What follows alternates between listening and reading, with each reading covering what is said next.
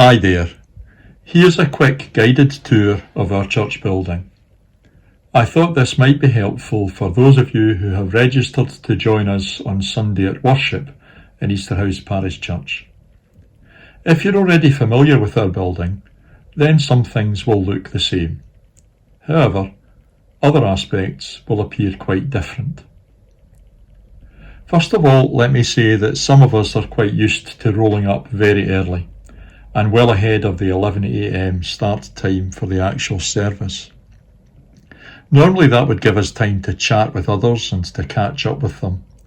However, at the present time, with all we are facing, it's not the best idea to do that. Nor sadly will we be able to settle down to a cuppa and one of Mary Duthie's Empire biscuits after the service has ended.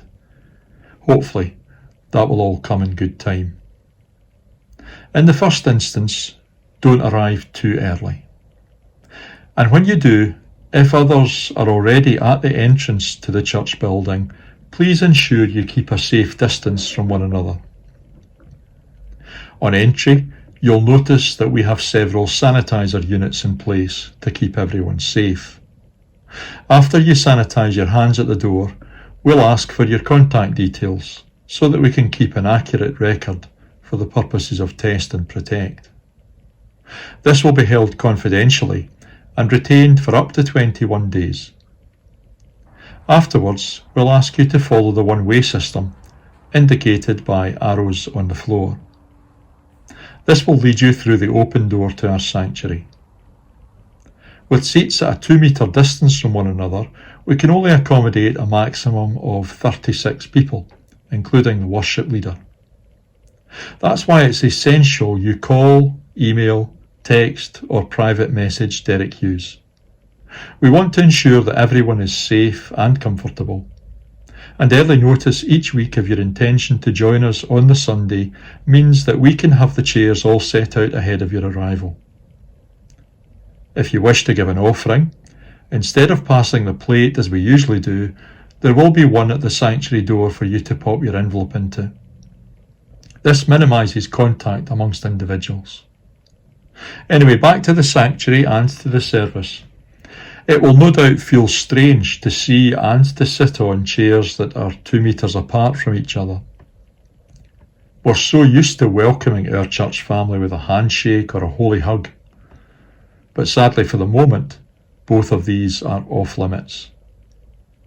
You'll also need to wear a face covering throughout our worship, unless there's a medical reason why you're exempt. But don't worry, we have some available, just in case anyone forgets to bring their own. In the service itself, we're not allowed to sing at the moment, but we will use the screens and our sound system to help us bring our praises to the Lord.